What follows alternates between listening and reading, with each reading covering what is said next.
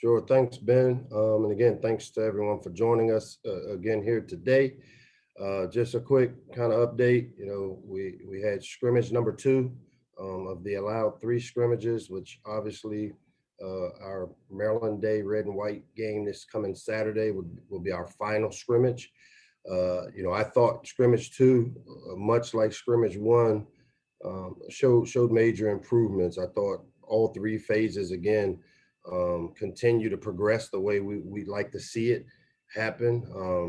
I thought offensively, we increased the amount of plays we got in this last scrimmage this past Saturday.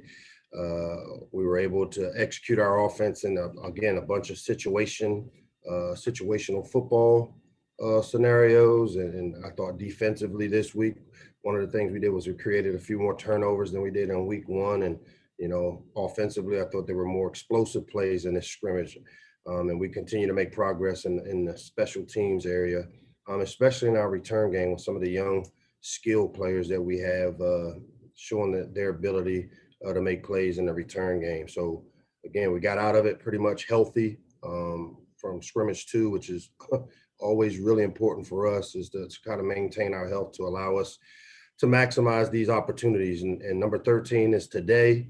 On Thursday, we'll be in our last kind of shorts and t-shirt practice where we'll divide the team into red and white teams with everybody being on one team or the other. There may be some situations where we have guys have to play on both teams, but they'll all be assigned a team, as will all of our coaches and staff for the annual steaks and weenie game. Winners eat steak and losers eat beans and weenies on the following Monday after the game. So really excited to kind of finish up things here with a strong practice today with, our last real day to install. And then Thursday, like I said, it'll be about splitting the teams up to make a competitive game on Saturday, and then, finishing things off here in the shell with the annual red and white M-Day game. So with that, I'll open it up to questions. Thanks, Coach. We'll start with Daniel Oyafusi today. Hey, Mike, I hope you're doing well. Just overall, as you enter, Saturday's game, just what are your expectations, and what do you really want to see to kind of view that day in the past 15 sessions as a real success, as you await the fall season?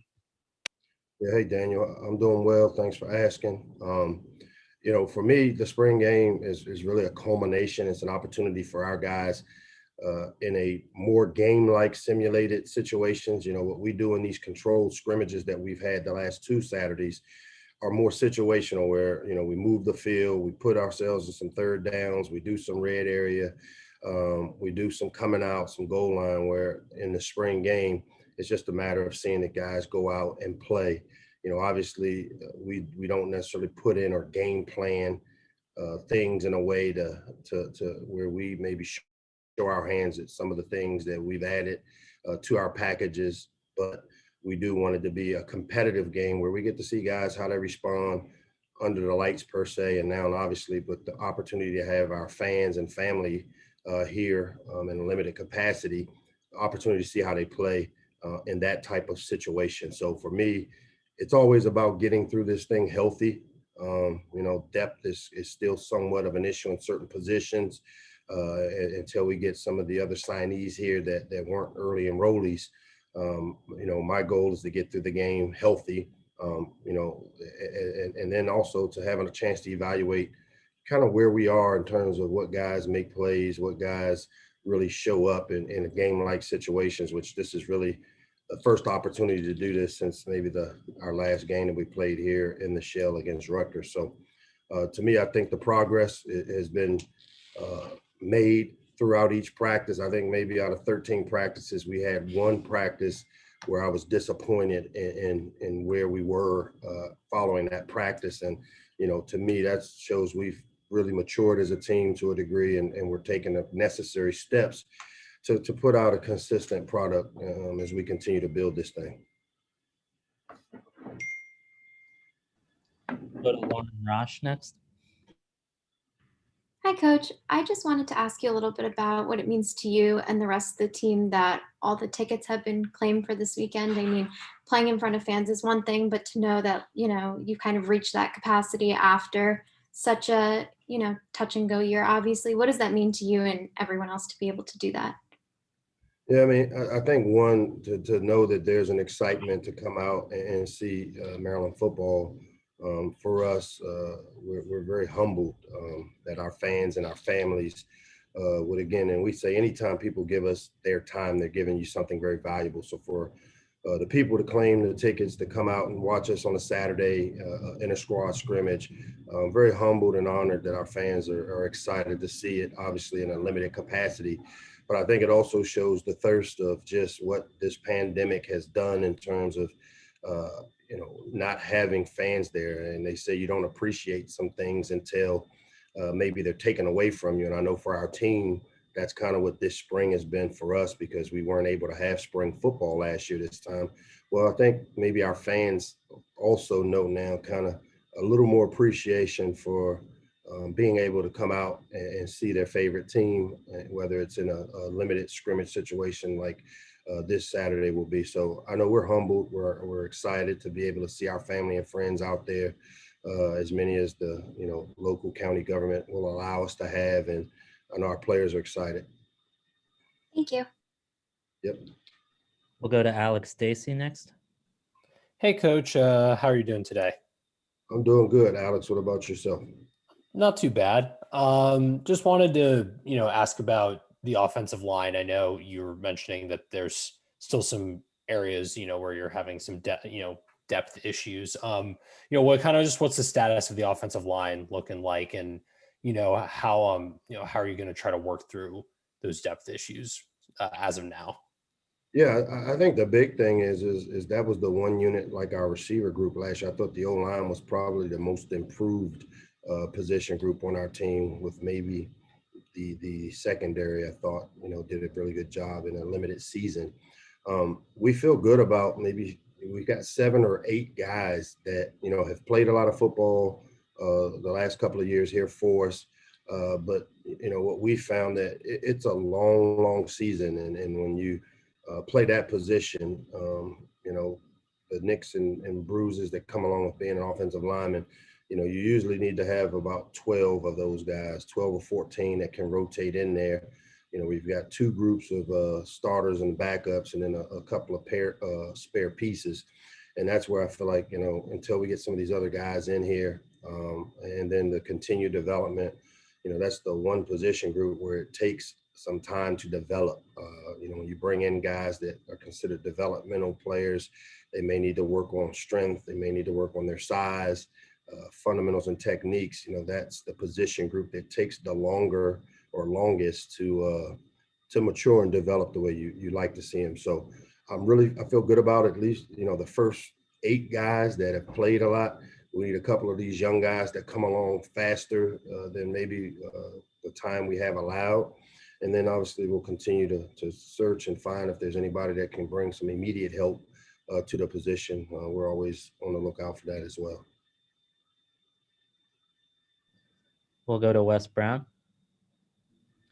Hey, Coach. Obviously, so the running back position's been, sort of in a transitional period between all the guys you guys have sent to the NFL and sort of this new young group coming in.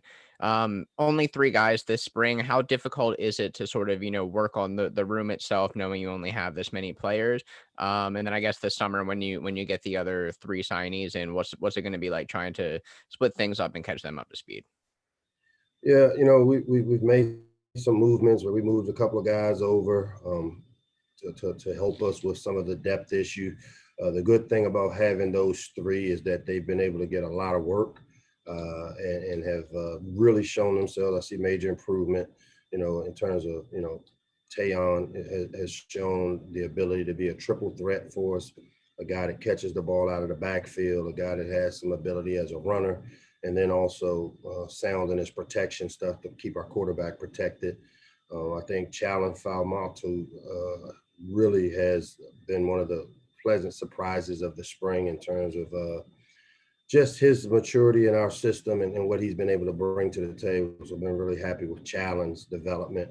And then obviously a healthy Isaiah Jacobs when, he's continued to battle through some of the nicks and bruises that come along with playing that position during the spring. But when he's been available, he's continued to improve. So feel good about those three. And then obviously we'll get Penny Boone back healthy. And then, we were fortunately, that was an area that we were able to meet needs via recruiting. And we feel good about the guys that we are bringing in, this summer that'll help bring the depth. And unlike the O-line, we do feel like the running back position is one of those positions you can plug and play a young player a little quicker than maybe what you do on the offensive line.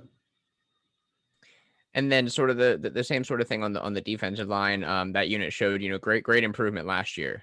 But I guess with so many young guys coming in, what kind of stuff are you looking forward to out of that young group? Is it something where, you're expecting some of them to step up, or is it going to be more time for them to grow into their roles?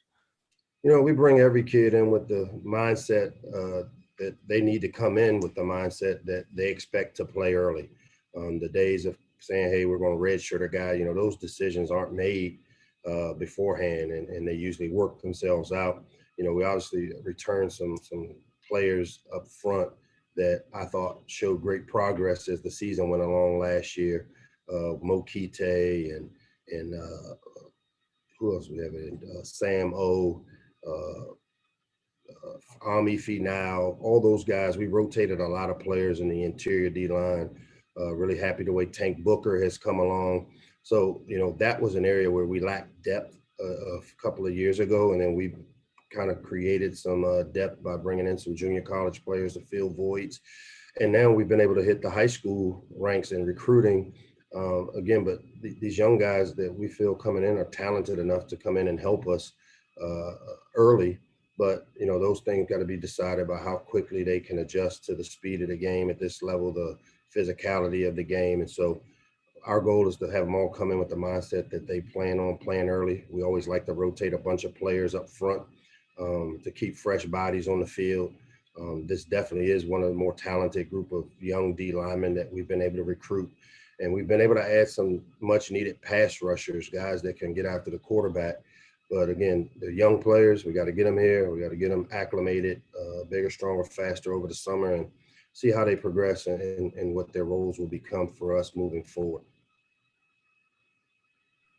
We'll go back to Daniel. Hi, I have two quick questions. Going back to the offensive line, specifically with Jalen Duncan. I mean, he's a guy who's kind of had that gradual progression, and he started a lot of games at left tackle.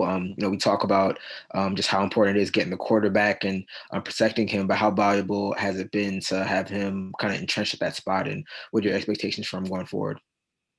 Yeah, it's great to have an experienced guy like Jalen at the left tackle position, and then we've also done some tinkering around with moving them over to the right side as well in an effort to just prepare and there's a lot of moving pieces when you got 8 guys that you see kind of playing in that role, so you have some moving pieces.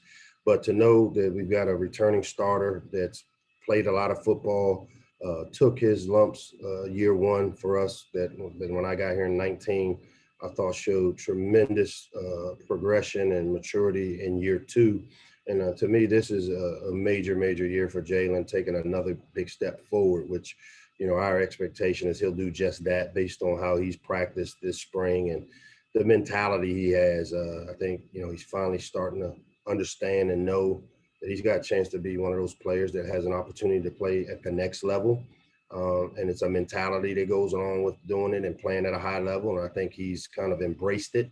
And I really like where he is and starting to put himself into a position of leadership within our team, and mostly more by his actions than it is by his words. So it's great to see kind of that maturation, and that's what's expected when we talk about that 3-year window in terms of developing guys up front. And I've been pleased with the way Jalen's progressed. And then my second question is kind of on the recruiting side. I know it was announced last week or so that the live period will be coming back June 1st, and you guys can get you can do in-person business and whatnot. But overall, this past year, is there anything from the kind of virtual recruiting that actually turned out to kind of be beneficial, or is it kind of one of those deals where you're just happy to be away from that and kind of get back to all the in-person stuff? Yeah, I think one of the strengths of mine as a head coach and as our coaches in general, our program is the personal touch. I think a lot of onus is put on, winning programs and who has the best facilities. And as I like to say, bricks and mortar are good, but ultimately it comes down to relationships. And it's really tough doing it via Zoom and virtually. And so I think the benefit for us is because of the type of personalities we have around our program, including our players who we feel are our best allies in the recruiting process, because they tell the truth. They'll tell you exactly how it is at being a part of our program, and they're our best ambassadors. Well, we also feel that being able to get parents back on campus and significant champions on campus to just get a better feel for who we are as people. The way our program is set up to do the total development. It's not just about football, with the way our program is set up. So the virtual thing showed us that there are a lot of different avenues and means to being able to recruit, but there still is no substitution for that face-to-face personality, get a feel for people who they are, and we're looking forward to getting back to some of that. Go to Paul Meyerberg next. Hey, Mike. Paul Meyerberg with USA Today. How you doing today? Hey, Paul, how are you? Doing very well, thank you. To piggyback on that last question, with the calendar opening up on the 1st and running through about the end of the month, how do you perceive those weeks going for you? Are you expecting it to be predictably kind of crazy? And also, how do you plan on using the opportunity to work out potential prospects who come by on officials?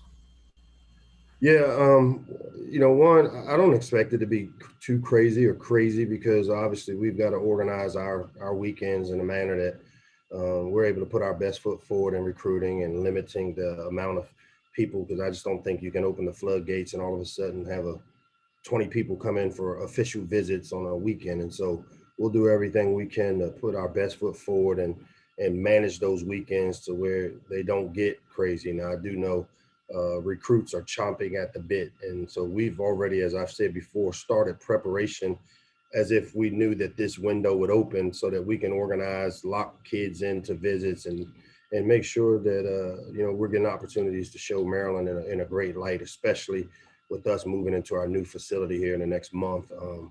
So we're looking forward to that piece. In terms of your second question, being able to work guys out on the unofficial visits definitely is a benefit for us. I think our location allows us to have access to a great number of kids, and I think it will benefit, guys that are juniors and sophomores and freshmen more than maybe the senior class, because those young guys are the guys, as you start developing and building your camps and some of the things you do work out, it gives us a chance to get an early look at some of the top young players coming up. And so those unofficial visits will be crucial for us to utilize the benefits of being right dead smack in the middle of the DMV and all the different amount of players that are within this 3-hour or 4-hour drive of our campus, to get these guys on campus, to evaluate them as football players. But also I think that evaluation goes both ways. It allows these kids to see what type of coaches we have, how we teach, how we develop, and some of the different ways we utilize our teachings to help maybe make them better players. So I'm definitely excited about that new rule, being able to do that, and but still cautiously optimistic in terms of just managing, being able to do this under some of the strict guidelines that we'll have to follow. Mike, usually about like June 15th, you guys all go on vacation in a normal year, non-pandemic year. Can you tell me what your schedule looks like? Is that going to happen in May for you guys, or are you just no vacation time this summer for you and your staff? Yeah, I mean, we were more of a last week in June, first 3 weeks of July vacation schedule for us. I anticipate us being able to do that. We're going to use the month of May, no different than what we would have done had we been able to be on the road. I've set up a schedule for our coaches and our staff.